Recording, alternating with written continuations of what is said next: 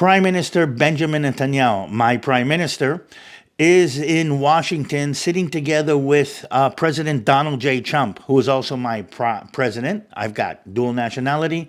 And they're having a very, very interesting, very, very important conversation right now. The conversation extends to what's going to happen in Gaza, what's going to happen in Israel, what's going to happen in the Middle East, what's going to happen to a certain extent in the rest of the world during this Trump presidency. This is a very, very important dynamic that is playing out. And I would like to sit down and talk a little bit about what they're talking about, what I think about that as an Israeli, as an officer in the Israeli army, but also as a born-again Christian. This is DaviD TaL. This is a Balagan Connection. And join me. Let's go into what's going on. Prime Minister Netanyahu was the first foreign head of state that was asked to come to the White House.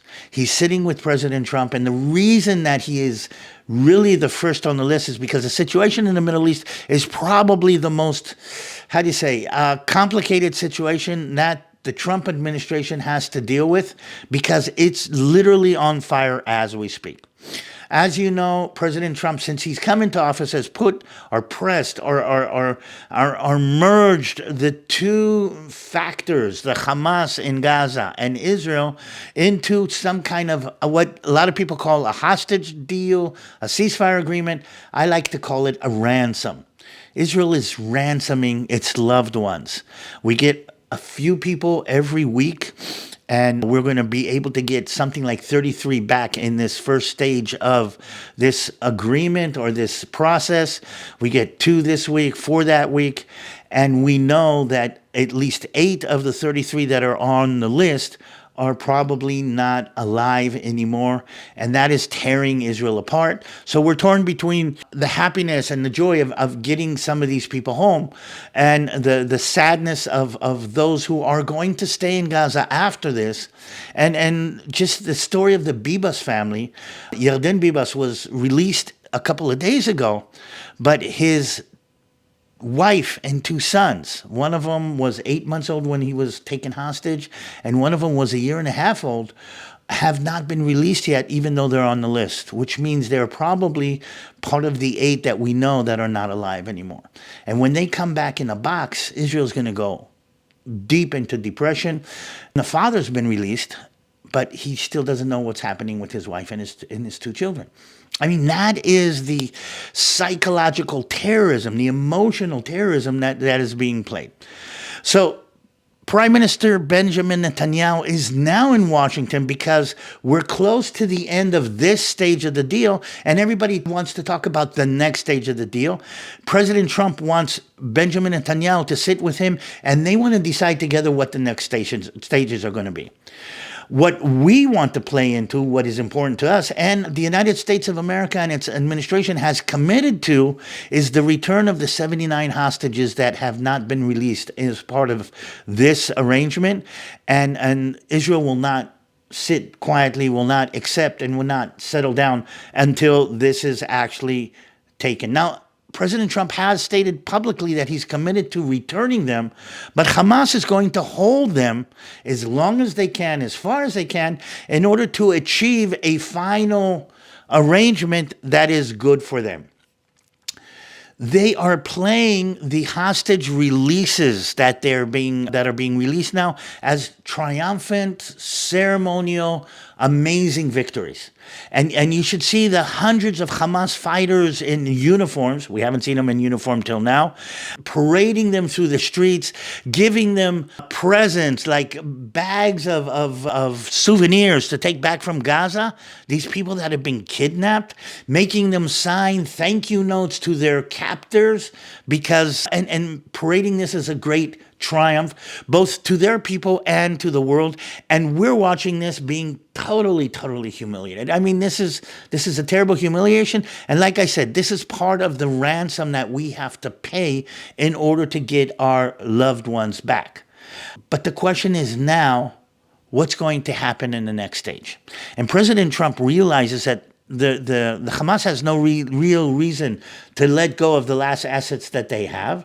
And he also realizes that Israel has no reason to hold back anymore, but he wants to sit down and I think I've said this before, create the mega deal, the big international full Middle East deal, in order to create a situation that Israel reaches a deal, because they're not only going to solve the problem with the hostages in Gaza, but they're going to be part of a greater deal in the Middle East. And the Trump administration has been putting together the Abrahamic Accords or the Middle East deal for a long time. As we know, President Trump wants a Nobel Peace Prize. And he's doing everything in his power to bring peace to the Middle East. That's going to be his legacy. That's what he's going to be remembered for more than anything, I think. And he's pushing that as hard and as fast as he can. And he's trying to pull all the rabbits out of the hat. So they are sitting now in Washington. And this is a negotiation that I think is very, very critical. The way I tend to say it, that this war has had 3 stages. Stage number 1 was us being attacked and surprised. Stage number 2, after the beepers and everything that happened with the Hezbollah in Lebanon, we went on the attack. Stage number 3 is going to be the diplomatic warfare, and I'm really calling it that. That's going to be going on in Washington, in Egypt, and in different places. President Trump thinks, hopes, and I hope he's right, he has the power to make his wishes important enough and commanding enough that all the different players will agree to them.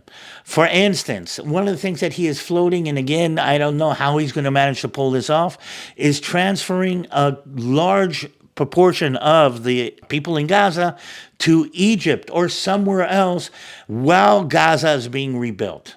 Now, a lot of people are saying that's going to be a temporary measure that's going to turn into a permanent measure. Israel is all excited for that. That would be the best solution for us, because it means, 1, we have less of a problem in Gaza to deal with. 2, that'll be as much a triumph and as much a victory for Israel as anything that Israel could do, because if you destroy Gaza and kill half of the population, is not going to be the kind of victory as moving some of them off of their land in the Gaza Strip to somewhere else. It'll put the whole Arab Muslim world in a backslide, and that's why the Arab world, Egypt, Jordan, everybody else is standing up and saying to President Trump, you can't do this. I don't see a reason why you can't move refugees from place to place. There's refugees from Syria and Turkey. There's refugees from Syria and Jordan. There's refugees from Iraq all over the place. I mean, refugees have been moving around the Middle East. There is an issue here with refugees from Gaza, because it is, like I said, a triumph for Israel that the whole Muslim world cannot accept. And even if the Muslim countries, Muslim majority countries, even if their governments are trying to reach an agreement, most of the Muslims in the Middle East are anti-Israel in a deep, deep way, in a deep, deep form. We're going to be talking about why the Arabs hate Israel so much, why the Palestinians hate Israel, not only the Palestinians, and stay tuned. One of the next podcasts is going to kind of deal with that. But what I'm trying to say is the governments are willing to reach an agreement, but they're afraid that if they do something, the people will rise up against them. And I don't know if you know, all of the governments in the Middle East, in the Muslim countries, are held together by power. They're dictatorships, Assisi, Jordan, all the different Muslims, and if the people, they're afraid if the people rise up against them, that might be something that'll erode their power and might cause a much bigger situation. So President Trump knows that he has to get these Arab governments to agree to something that will not have their people overthrow them. On the other hand, he's playing in the Israeli politics in the same way, because one of the conditions that Saudi Arabia has given for any kind of agreement with Israel is normalization. One of the things that Saudi Arabia has asked for normalization with Israel is the creation of a Palestinian state. A Palestinian state, or what is known as a two-state solution, is a whole story in itself. I'm going to say a couple of things about that, see if this makes any sense. One, the Palestinians don't want a two-state solution. And for some reason, the moderate Arab nations are pushing that, and I'm not sure they're pushing that because they know it can't exist. The Palestinians have said, Hamas has said again and again, both before October 7th and after, that they have no reason and no want for a two-state solution if the other state is a Jewish state. Meaning the Palestinians, the Arabs as a whole, have said again and again, and you only have to listen to them to hear this, and I'll see if I can find some recordings for this, have said again and again that they don't want a Palestinian state. What they want is the Jewish state not to exist. That is something that the Palestinians have been saying since day one. So if Saudi Arabia, in return for normalization with Israel, is saying we want a two-state solution, but the Palestinians are saying we don't want a two-state solution, then President Trump is going to have to literally pull a rabbit out of his hat. The other side of that equation is the Israeli government, because if the Israeli government ever, as is, the right-wing government that Benjamin Netanyahu is holding together by the hair of his chinny chin chin, if he does agree to a two-state solution, his government will implode. Now, that means we go to elections. We don't know who the next government might be. And from a stability political point of view, that's going to be a big shakeup. So President Trump is sitting with Netanyahu in Washington, on one hand trying to create something that Netanyahu can accept and sell to his government. On the other hand, creating something that the Saudi Arabians will accept and sell to their people. And again, we're waiting to see if he is the great deal breaker or deal maker that everybody thinks he is. I'm praying that he is. I'm praying that he can. I'm not sure I see how it works out. But this would be a major issue. What he will be giving to Israel in return for their agreement to whatever arrangement he's talking about are the three things that are on Israel's mind more than anything. Number one, the 79 remaining hostages that are in Israel. Number two, a solution to the Iranian nuclear problem. Now, the Iranian proxy, the Ring of Fire, the Iranian resistant movement has been taken off the board by Israel. But Iran still has a nuclear capability or a nuclear option that they've been pushing for, and that needs to be dealt with, and Israel needs the support of the United States in order to deal with that. I think that's one of the carrots that President Trump can kind of hang in front of the Israeli authorities, in front of Benjamin Netanyahu, and says, in return for everything that we're going to do, we're going to solve your nuclear problem. And the last is the normalization. What he is actually giving to Israel and giving to Saudi Arabia is peace and prosperity in the Middle East. And if he can tie those three together in a package that will be acceptable to Benjamin Netanyahu, that is basically what they're talking about right now. I believe this is a kind of warfare. I believe right now Israel is at the most, I'm going to say, sensitive, the most precarious, the most problematic place that it has ever been, I think, in its existence. Because the decisions that are going to be made now in the United States are, to a certain extent, going to paint the colors of the Middle East and the environment that Israel lives in for a long, long time. Which brings me to the biblical connection. Because if we are in end times, and I believe that we are, and a lot of people kind of share this belief with me, if we are in end times, one of the precursors to the series of events that are connected to end time prophecy is a situation where Israel is sitting in peace and stability in the Middle East. Again, he will have to be a magician to pull this off. But if Donald J. Trump, President Donald J. Trump, to be respectful, can actually pull this rabbit out of the hat and bring peace into the Middle East, this will be another indication that we're getting just closer and closer to this destiny or these prophecies or this sequence of event that will lead to the final event on this world. Which is why all of this is so, I'm going to say, exciting on one hand and terrifying on the other hand. To wrap all of this up, I just want to say this.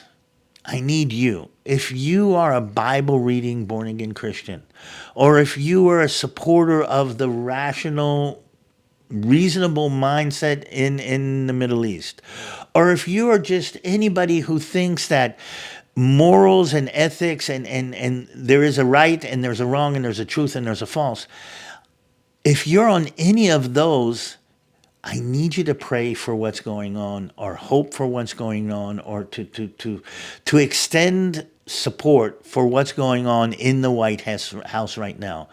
Pray for Benjamin Netanyahu's wisdom in his interaction with the American administration. Pray for wisdom for President Trump to be able to pull the different strings that he's trying to pull, and pray for Israel that this will be something that Israel will be able to live in peace with at the end of all of this process. This is a very complicated process, so stay tuned. In the next couple of days, we're going to be seeing how this plays out. This is DaviD TaL. This is the Balagan Connection. Quick reminder, we're going to be going back, me and Christy, back to the States somewhere in March, in the middle of March. If you have anything connected to that, let me know. Again, if you want to support what's going on in Israel, if you want to support different ministries in Israel, if you want to support the IDF, we're buying equipment for them. If you want to support widows and other kind of very important movements in Israel right now, Gihon Springs is a ministry that we work with. There's a link here. You can connect to that. Check that out, and you can support us. If you want to support me and Christy personally, you can do that through the Gihon Springs website. This is an amazing time to be alive. This is amazing time to watch the news. This is amazing time to see what's going to happen. And stay tuned. We'll be bringing you some more news as we come along. This is DaviD TaL. This is the Balagan Connection, and it is a big balagan. Hope to see you soon.